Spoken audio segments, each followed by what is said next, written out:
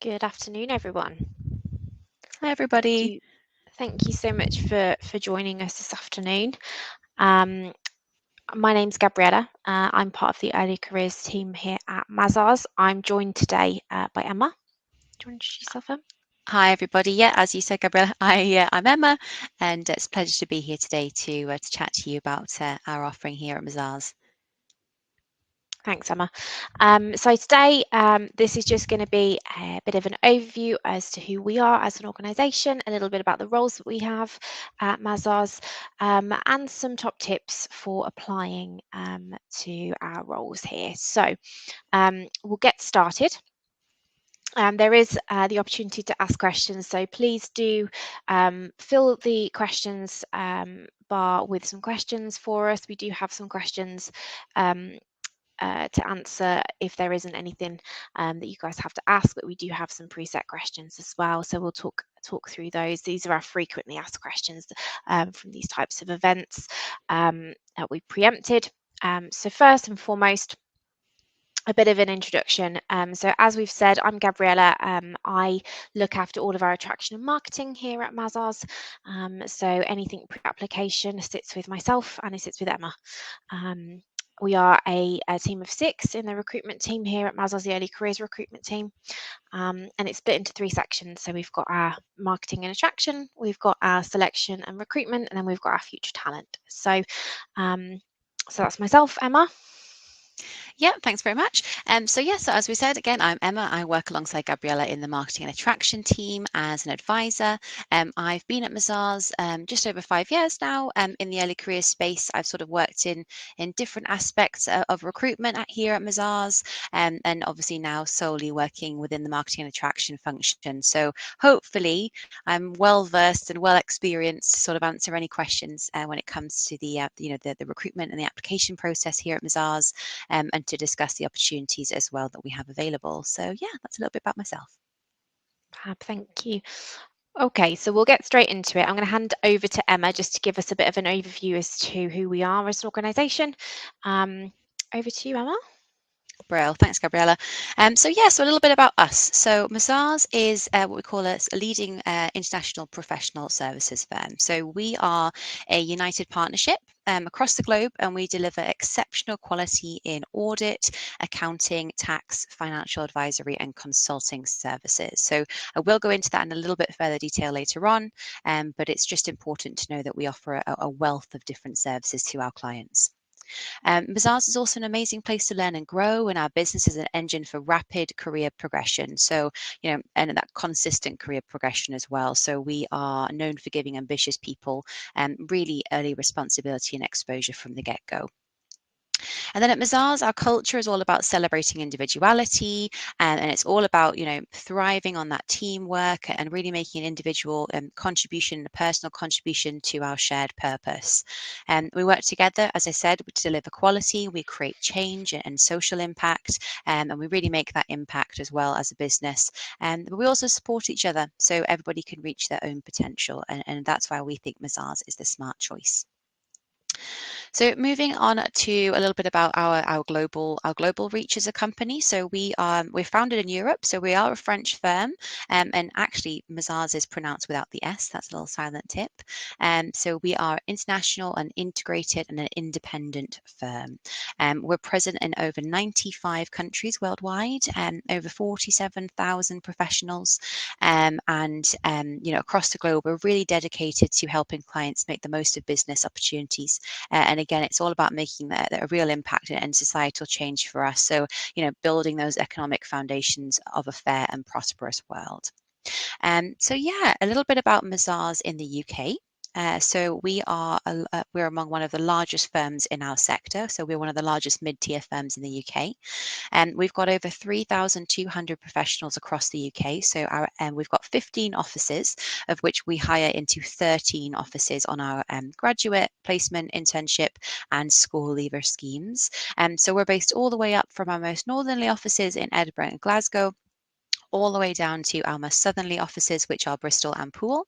Our main office is based in central London. We're based around St Paul's in central London. So there's definitely, an office location really for anybody across the UK. So you can really start a career really anywhere that you want to be in the UK.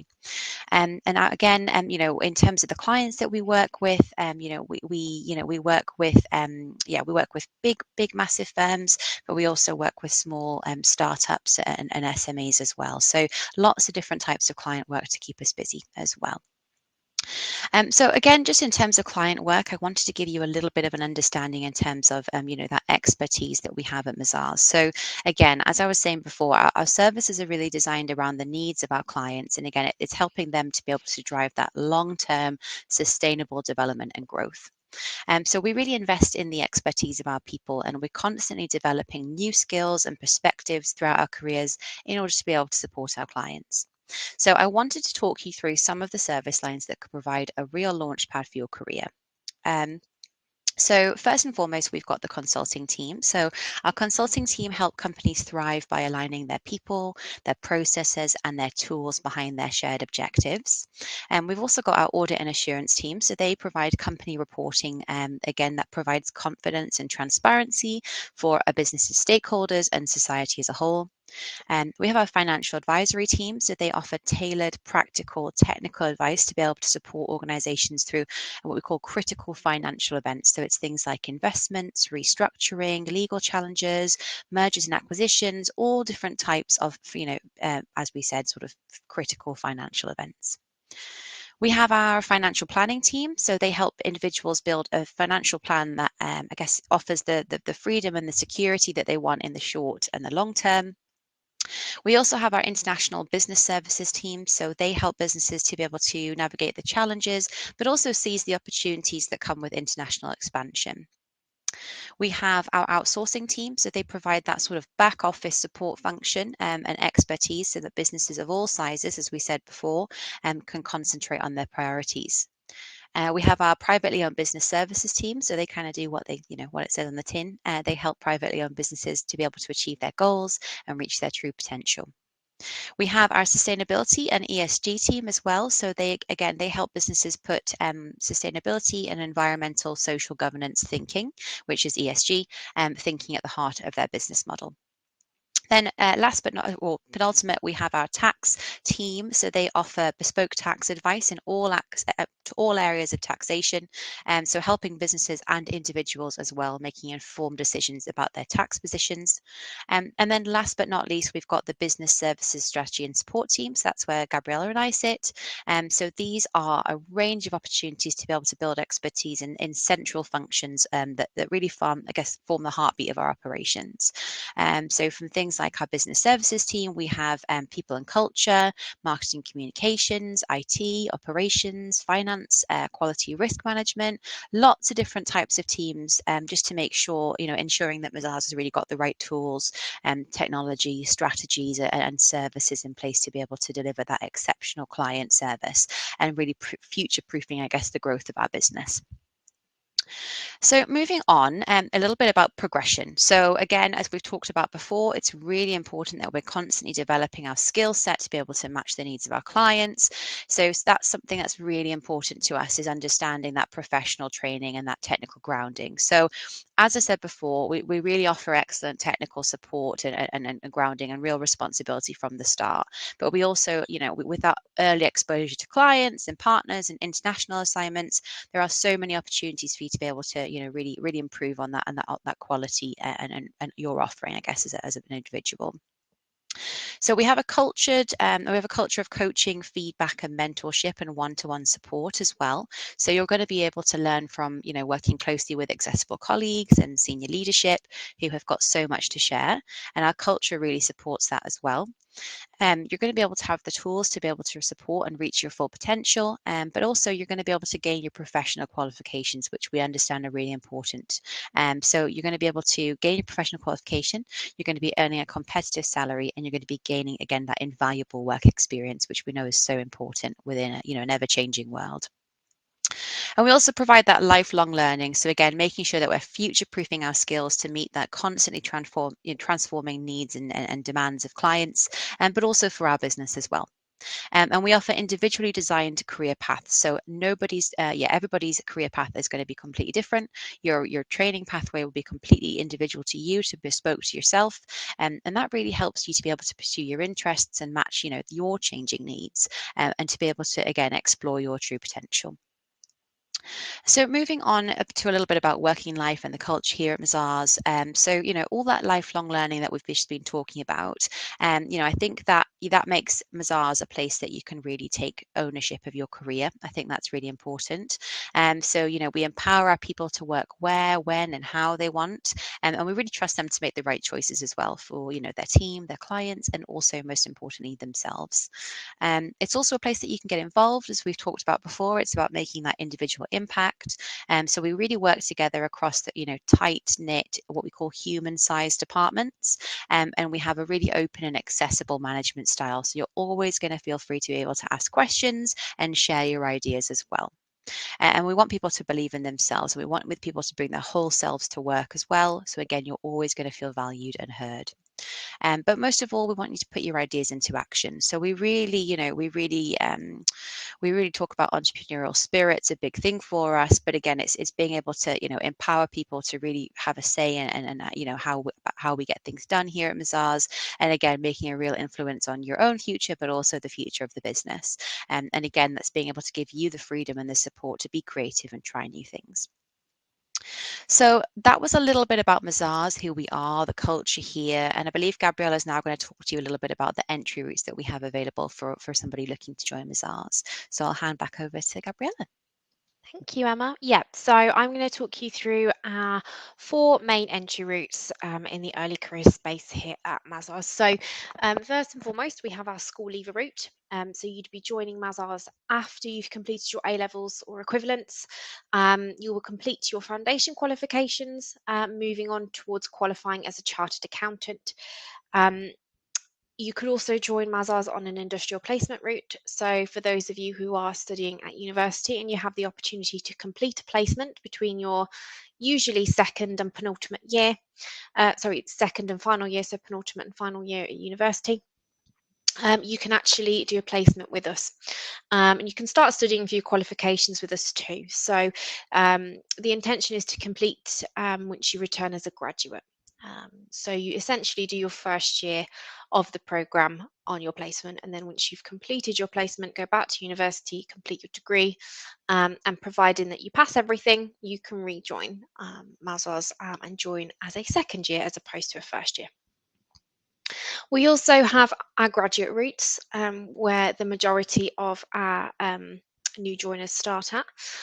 So this is where obviously you join Mazars after having graduated university. You join us on a graduate scheme, starting your qualification route with Mazars to become a chartered accountant. So most of our graduate routes are 3 years. There are some that are 4. So just touching on the school leaver route as well, sorry, I should have mentioned the majority of the school leaver routes are 4 years. You have an extra year on. We also have our internship and work experience opportunities as well. So these take place over the summer. So it's a summer internship, and the work experience happens in April and in October. Now, the work experience opportunities are for school students, and the work experience opportunity is for penultimate year university students. So the summer internships is for penultimate year university students. So I will just say though that our summer internships are mainly filled. I think we may have one vacancy left. They are incredibly popular and they open just before Christmas. And they are 3 weeks long. We do work with the 10K Foundation charity, the 10,000 intern foundation. So we do have our 10K Black intern program and our 10K Able intern program as well, which is a 6-week summer internship over the summer, and that sits alongside our summer internship as well.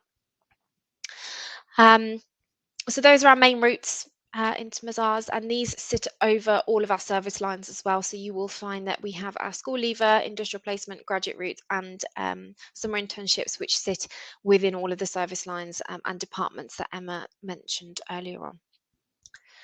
I'm just going to cover off the recruitment process as well. So this just gives you a bit of an overview as to what our recruitment process looks like.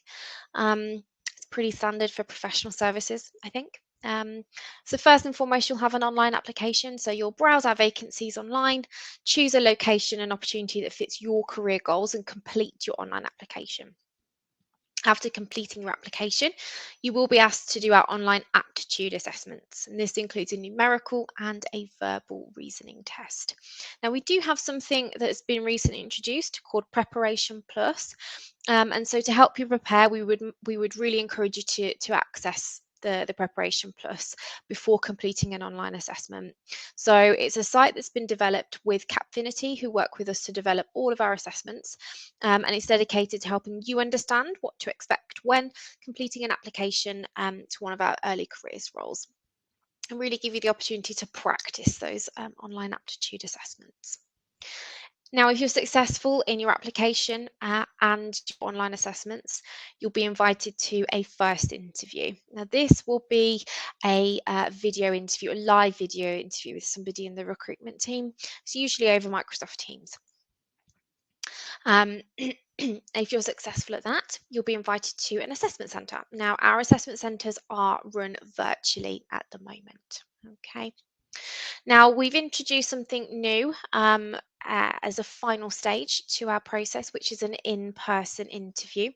Now, the last interview will be an opportunity for you to come down and meet the team, see our offices, and your interview will take place in the office that you've applied to, and with a key stakeholder within the business. And it's usually one of the senior managers or directors or partners in the service line that you've applied for. So you can really get a feel for what it's going to be like to work in that office, in that team, and ask lots of questions. I do just want to mention the mentoring calls that we offer as well. So we offer a mentoring call with somebody in our business prior to you joining an assessment centre. It's usually a trainee, somebody who's recently joined, and it's an opportunity again for you to ask questions and really understand the role in a bit more depth before you join an assessment centre. And finally, I'd just like to cover off a little bit about how we support you through the process. So at Mazars, we want everybody to be able to bring their best selves to the recruitment process, and we want to allow a diverse range of students to join us. So we realise this may mean an amended recruitment process. So reasonable adjustments. These things may include things such as extra time and adapted exercise, for example, the colour or size of font, dependent on your needs. We will ask this at application stage, and we really want you to let us know as soon as possible whether you do need any reasonable adjustments. We want you to be the best that you can be throughout the process. We do have a reasonable adjustments inbox, so if you are in the process, you can reach out to that inbox and just let us know what you need throughout the process.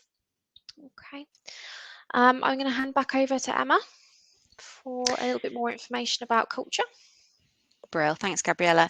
Absolutely. So yeah, just sort of building on what we were talking about in terms of the application and the interview process.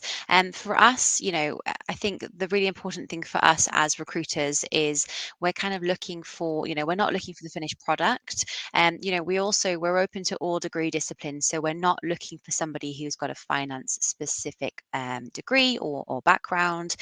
So I think it's really important to understand that what we're really looking for is the soft skills. So, throughout the application process, we're going to be looking for, ambitious people with a real passion and drive for their chosen career path, and a really strong idea in terms of, why they want to work at Mazars. Now, we are going to unpick that a little bit in a little bit more further detail in a couple of slides later on. But I think a couple of things that we really wanted to sort of you to reflect on as well, sort of taking away after this call, is, throughout the interview and assessment process, and similarly, I think with other professional services firm as well, they will be looking for, can you work well with other people? Are you a good team player? Do you have good attention to detail and the skills to be able to interpret, information? Do you, have resilience and motivation to be able to succeed through that professional examinations, balancing work and study life? And again, most importantly, do we share the same values, the same sense of purpose and personal integrity that we think really sets Mazars people apart? So that's just something for us to have a little bit of a think about in terms of the culture here at Mazars as well. Um, and then brilliant. So moving on, in terms, again, I just wanted to sort of touch on the future talent programs that we also have at Mazars. Now, Gabriella perfectly sort of encompassed this in terms of when we were talking about internships and work experience before, but I just wanted to go into a little bit of further detail. So as Gabriella alluded to, we've got the work experience program, which is for people who are currently at school or college. So we have our April program, which is taking place very soon, and that is for either Year 12 or S5 students. And then we have our October program that falls for either Year 13 or S6 students. And there are some eligibility criteria as well, as it is a social mobility program, and it's all about getting people into accountancy. It's a 4-day program, and again, that runs across all of our UK offices. And this April intake for S5 and Year 12 students is taking place between the 8th and 11th of April. So if anybody does have younger siblings or family members or friends who are looking for work experience and who are of the right age, then please do reach out. We're still hiring for our Scottish offices. So if that is of interest to anybody, then please do make them aware. And then secondly, probably most importantly to you guys, is our internship programs. Now, again, Gabriella, as you said, they are highly competitive and very, sought after in terms of internships. So we do fill these very quickly. And we're hoping, again, to be able to go live in December this year for internships for the following summer. But just to give you an understanding of what that looks like, it's penultimate year university students, depending on whether it's undergraduate or your postgraduate. It's a 3-week internship, and it's a 6-week internships for our able interns. So we have 10K. We work very closely with the 10,000 Foundation. And again, as Gabriella said, that's working for 10K Black and Able interns that we run alongside our internship program as well. And like I said, this year, unfortunately, we are filled for the summer, but that's taking place on the 1st of July this year. So that's just a little bit more of information about the talent programs that we offer here at Mazars. So scooting on back to interviews and how can you best set yourself up. So again, so how can you prepare for entering the working world of finance and auditing? So again, I think it goes without saying that there is so much that you can do to prepare yourself for the working world of finance and accounting.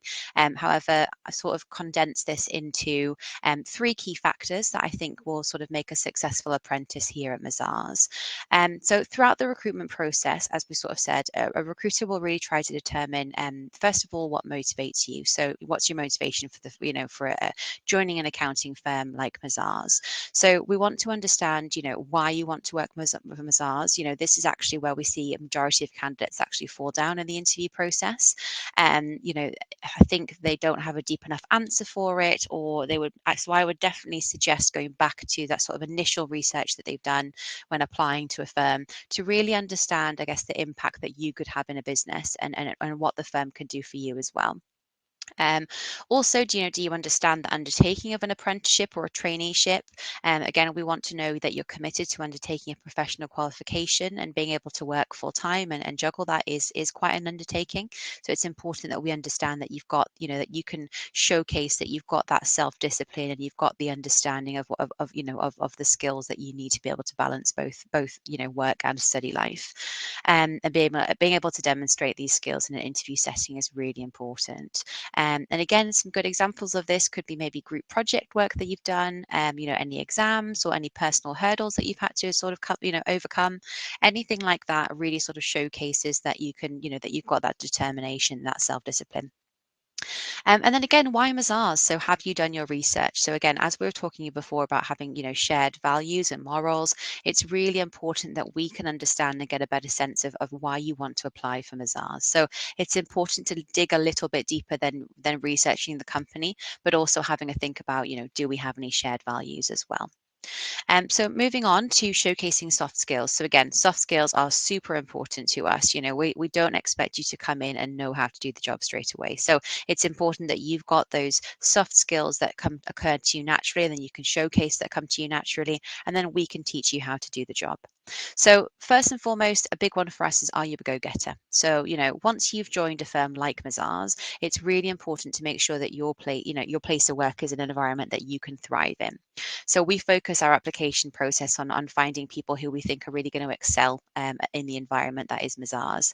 And again, it's a unique place to work, and we really try to discover if you're right for us, but also if Mazars is right for you. So again, think about how you can showcase those experiences either at school, clubs, hobbies, uni, whatever it is.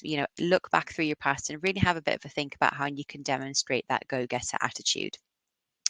And then in terms of learning and development, again, an important part of our culture is always looking to improve our expertise and our offering to our clients.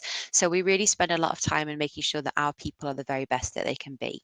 And something that we're really big on here at Mazars is really pushing ourselves out of our comfort zone. Often, although scary, it's a fantastic way to learn and grow. So if you are someone who enjoys a challenge and you do like to push yourself, think about how you can evidence this with Mazars in interview. Then entrepreneurial spirit. So again, it's, none of this should be a shock to you. We've already talked about this. But at Mazars, we really want you to put your ideas into action and to have an impact. We're a global partnership, but we never forget that, our world revolves around people. So we put people before process and encourage that independent entrepreneurial spirit. Everyone at Mazars, again, has a real say about how we do things, how we get things done, and a real influence on the way that we do business. So we're going to give you that freedom to be able to be creative and try new things. But if that sounds interesting to you, then you may definitely be a great fit for accounting, an accounting firm like Mazars. And then finally, it's all about commercial awareness. So, I think, it's about, do you understand what it means to be commercially aware first and foremost, but also do you understand the impact that, social events and things like that can have on a business like Mazars? So, I want to say straight away that, I don't want you to worry, about, oh God, do I have enough? Am I commercially aware coming into an interview? Because I think it really takes time to be able to grow commercial awareness and to develop commercial awareness.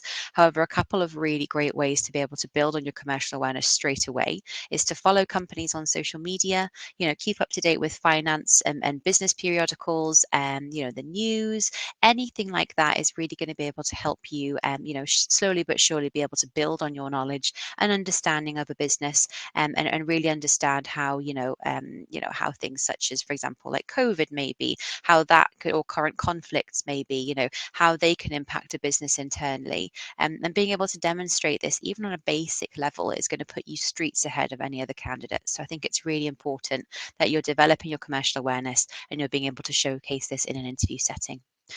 And then finally, have you done your research? So I know probably sound like a broken record at this point, and you've probably heard this time and time again, but again, making sure that you give yourself time to really research a company before applying or starting the interview process is so important. So again, looking on an organization's website of details of client work wins maybe, or client wins that interest you, and really think about how you could contribute to what that employer does. So taking that a little bit further, a little bit step further, taking a look at social media accounts an employer has, or again, researching its name on news websites, just to ensure that you're as up to date as possible for any conversations that you might be having in the interview process. So I hope that sort of helped to give you a little bit more of an insight into the skills needed to, and how to prepare, for the working world of accounting and financial firms. But I think if you've got any questions, obviously we welcome them in the chat, and feel free to pop them in the questions box if you haven't already. So I'll hand back over to Gabriella now. I think we're going to start the Q&A. So Yeah. that was perfect timing. So if anything is fresh and you've got any questions just off the back of that information, please do pop them in the chat and we'll be happy to answer them. Okay. Thanks, Emma. So yes, I can see we've had lots of questions come through into the questions Brilliant. box.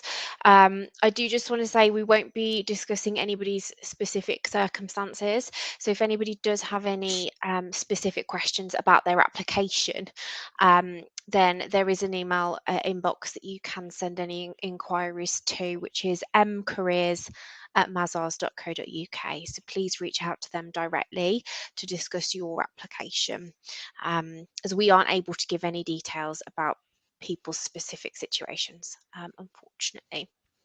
There have been a few questions about sponsorship and visas. So we as an organisation do sponsor visas, work visas. However, for September 2024, the application deadline has passed for anybody that does need a visa. So unfortunately, we won't be accepting any further applications that require sponsorship. Okay. So there are a couple of questions that I think we can kind of cover, which you've not kind of covered in terms of topics already. Um, so Emma, here's a question for you. What Yep. are our academic requirements? What Oh, if you great didn't question. do too well in your A levels or your degree? What are our academic requirements? Absolutely. So we probably disrupted a little bit in that we were kind of ahead of the curve in changing our requirements as a business. So historically, I think professional services firms have been quite strict about, academic requirements. But we decided to change I guess, our thought as a business in terms of, what academic requirements really show about a candidate, and really how many great candidates we were overlooking as a result of kind of archaic systems that we had in place. So a couple of years ago, we made the decision to scrap the academic requirements. So it's no longer required to have, three, a first degree or 3 A stars, however it would be, depending on your entry route. So what we do is we look for what we call a strong academic record. And what that means is we look back at all through your schooling, your university, everything that you've put on your application.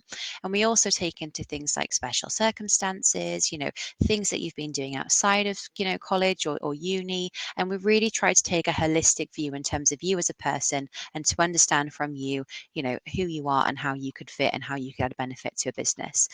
So I think it's important to understand that there are no academic requirements, but what we do look for is what we call a strong academic record. So we very much have a more holistic view in terms of how we view people's applications. But this is why we stress that it's really important to get as much information as you can in your application to really let us understand, who you are, what you're about, what motivates you. So yeah, I hope that sort of helped answer the question in a roundabout way, Gabriella. Yeah, no, that's fab. Thank you. I have just been going through the questions and just answering a couple of the um, questions on the chat myself manually. Brilliant. So there's been lots of questions. So There's a I'm question. gonna go Oh, on. sorry, Gabriella. I didn't mean to cut you off. And I was just going to say there's been a question about what will the assessment centre be like? And I'd also seen a question about sort of I'm a little bit nervous about the interview process. So I'm probably going to answer those two questions if that's okay, Hmm. if that's all right with you. So first and foremost, don't be worried, don't be nervous, because if you've made it to the interview stage, I think, well done you. You're obviously fantastic that you're getting that far. I think, it's really important to just remember exactly why you're doing this. And if you're not nervous, then it means that you probably don't want the job. So the fact that you're nervous is a really great thing because it means that you're passionate, you're excited, you're keen, you're motivated. So just remember that you're completely deserving of being in that position.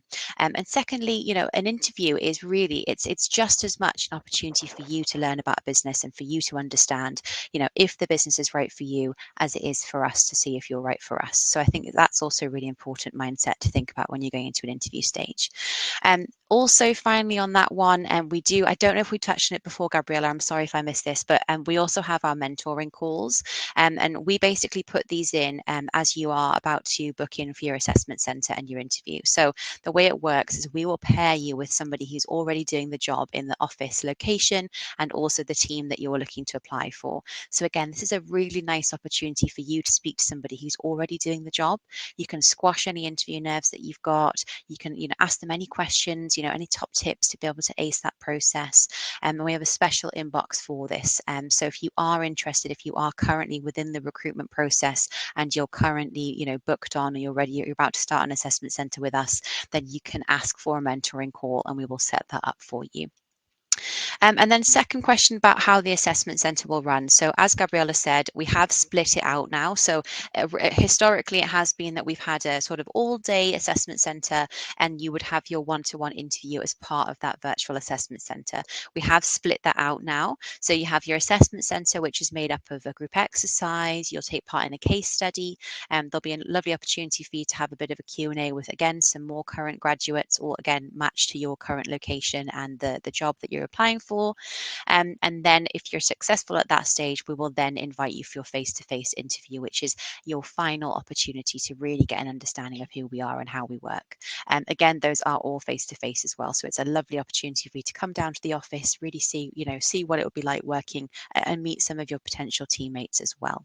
So I hope that answers the question about the assessment centres, and I hope that also eases your nerve. And we just wish everybody who is on this call, who is either waiting for an assessment centre date or they're waiting to attend their interview, really the best of luck. And we hope to see you in the office at some point. Okay. We've had a couple of questions about the final interview around presentations. So, Yeah. yes, there is a presentation as part of the final interview. Now, it's completely up to you whether you want to use PowerPoint, whether you just want to do just a manual presentation without slides or anything like that, any visual aids.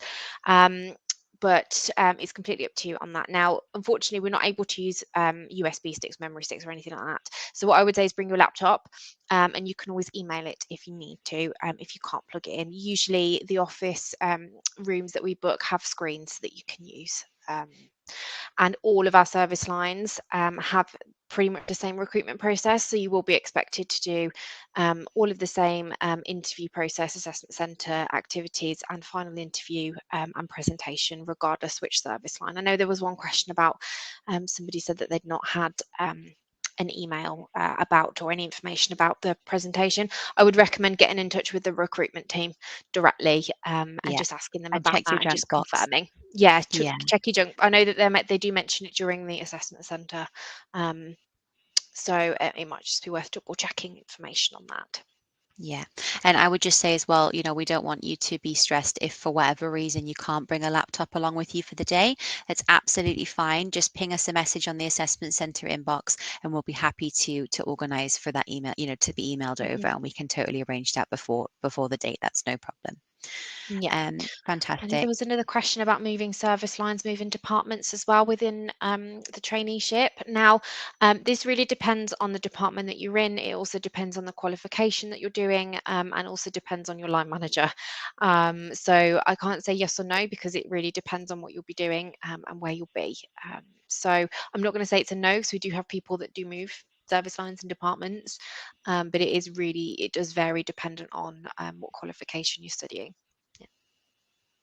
Thanks, Gabriella. I've also seen a message from Adam which says, "What's the most common challenge that tax graduates face?" Now, I'm going to sort of answer that in a more vague response to all graduates, because I don't think it's probably different to a tax graduate or an audit graduate.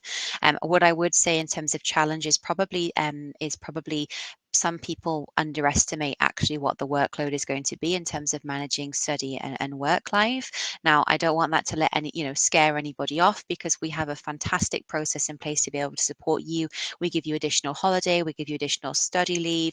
We'll also make sure that we take you off client work so that you can solely focus on your exams. So we give you everything we can, one-to-one mentoring support. You'll have a buddy. There are so many different resources that will help to be able to support you through your professional qualifications. But I think some people can often come in just thinking, oh, it's going to be a breeze and I'm just going to sort of sit back and do my thing. And those will often be people who maybe make it through the program. So it's really just understanding the commitment to balancing work and study life. I think is probably a bit of a culture shock to some people. And also sometimes not a challenge necessarily, but something that people are really shocked by is actually how quickly they are going to be getting involved with clients. And I think sometimes, again, in with other professional services firms, it might be that you're not till maybe assistant manager level before you actually start attending client meetings or attending pitches. But we really encourage people to get involved from the get-go. A tax partner, I should say, Juliet, in our Leeds office, she once said, we'll throw you in the deep end, but with the best armbands that money can buy. And I think that's a really great response, and it's about giving you that exposure, but also making sure that we're setting you up for success. So I hope that answers the question for you, Adam. I've just seen a couple of questions that were asked earlier on about when the assessment centres are happening. They're happening right now. I would just say we have had a bit of a backlog of assessment centres, so we're just working through those at the moment. So please don't be alarmed if you have applied and you're waiting for an assessment centre date. We are just working through those because we didn't have any assessment centres through the Christmas period in early January. So we are just getting back on track with those. So it doesn't mean that you haven't kind of got to that point or you won't get to that point. You will. It just might take a little bit of time. Any other We've questions, also Emma? Yeah, we've had some really great ones. So Jasmine's just said, how much commercial awareness are we required to know Mhm. for an interview? Again, completely appreciate if you're not from an auditing or a finance background, again, totally fine. But I think it's just being able to understand, how the industry works. Again, I couldn't stress enough, just having a look at, newspapers and financial blogs, things like that, that can really help you just understand, what that market looks like. You're not, we're not expecting you to have really in-depth knowledge of auditing as a whole, but just understanding what kind of audit clients maybe Mazars works with, and how that interests you, for example. So it's just understanding again the wider market and how that can how that relates to Mazars as a business. And then Sarah, please forgive my ignorance, has also said, is the final interview strengths or competencies based? I'd say, again, for us, it's a mixture. So we're really trying to understand, how you work, what makes you tick, what you're passionate about. And I think that's kind of why we have a mixture of both, really. Okay. Um, There is a question about how long it usually takes for the face-to-face interview after completing the assessment centre. We're trying to make sure it's within 2 weeks. Obviously, that will vary dependent on availability from yourself as a candidate and also the assessor, the interviewer. So we do aim for 2 weeks, and we try not to make it too long between the assessment centre and the final interview. yeah. Um, And that delay sometimes as well, just to add to that, Gabriella, is mhm. because unlike other professional services firm, we as recruiters don't actually do the interviewing. So what we think is really important is that actually that you're getting to meet with senior management who are actually heading up the teams that you'd be joining. So you'll be interviewed by senior manager, director, partner who actually works within that location, office, and team. So again, that's a lovely opportunity for you to be able to get into in front of and have a chat with somebody who really understands the business that you're going to be joining. And so I think that that's often sometimes why it can take a little bit longer just to confirm availability and things like that. So that just wanted to sort of explain for you the reasoning behind why sometimes it takes a little bit longer. Yeah. um okay, just having a little look through the questions. Okay, I've just seen a message here. I know it's a sort of personal experience, but just have seen a couple of questions about people being a little bit worried that they might miss opportunities if they're unavailable for assessment centres or interviews.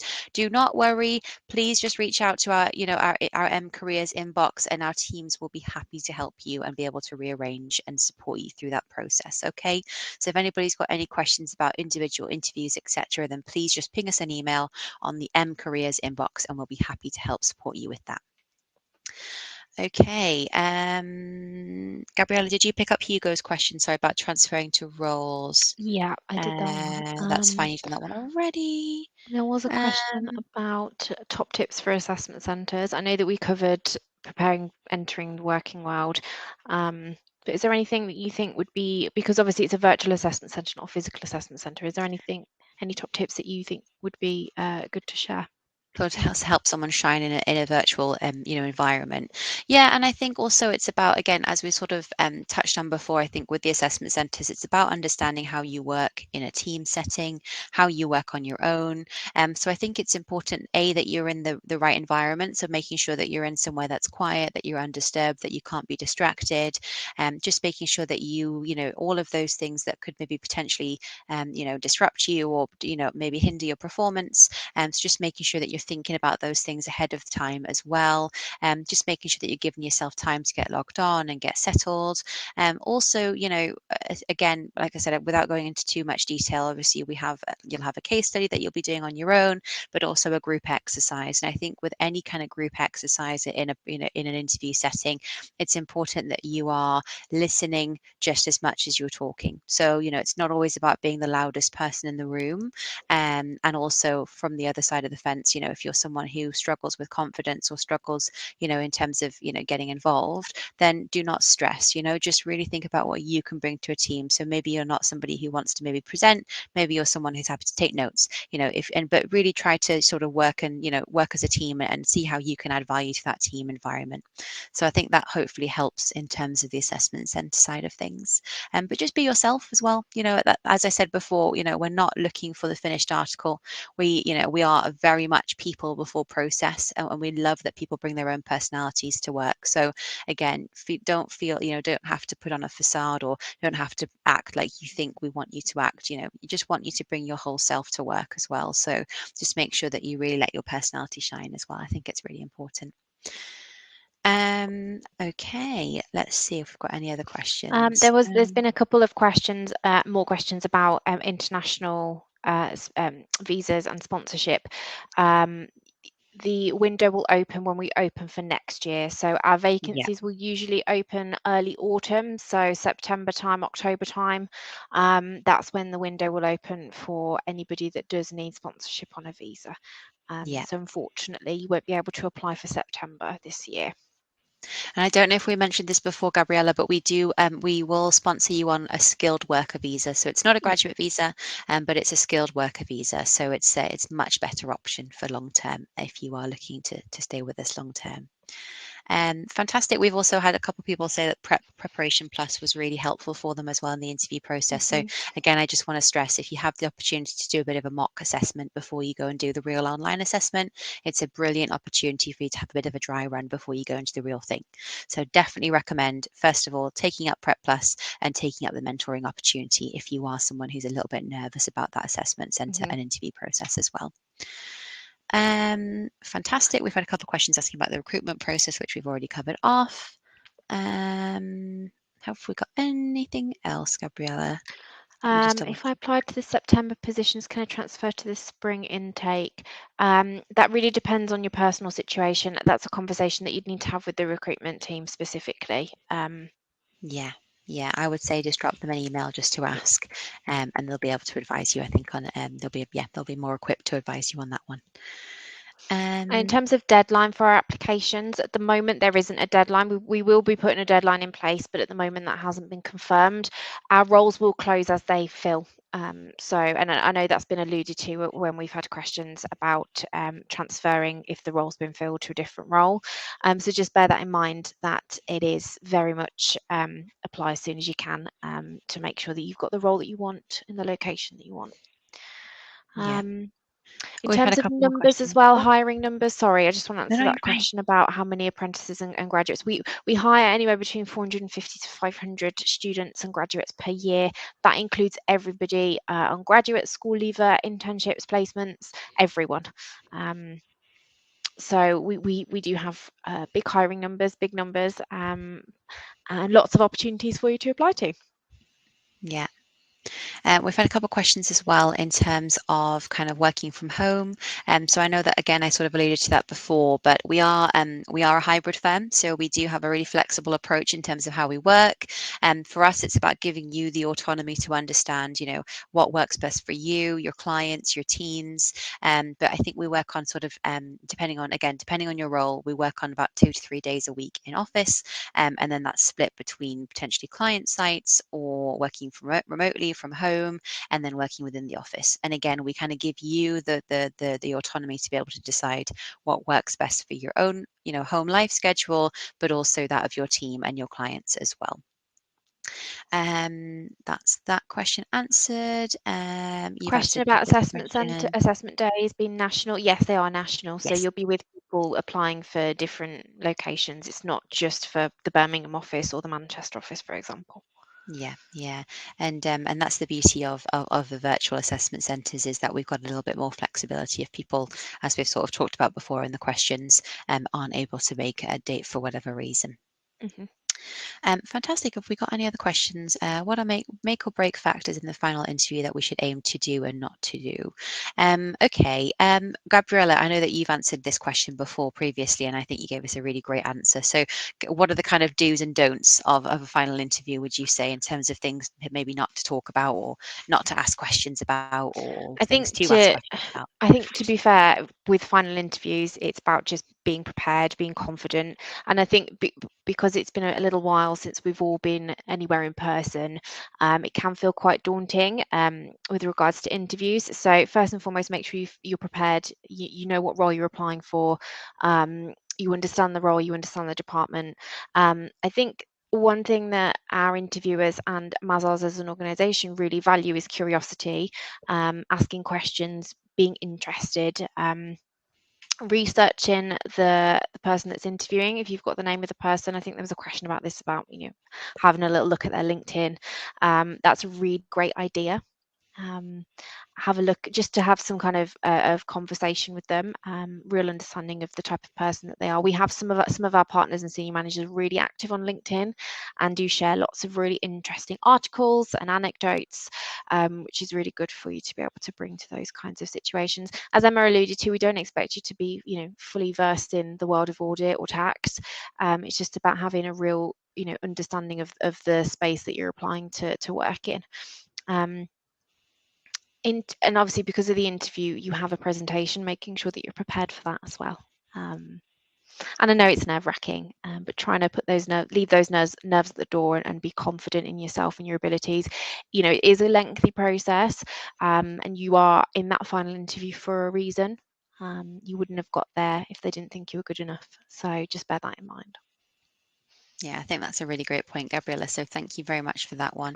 And we've also had a question which says, what do we like the most about working at Mazars? I'll let you have a drink before I'll answer mine first. I think for me, it's about knowing that I really can, I am the one who's in control of my career journey.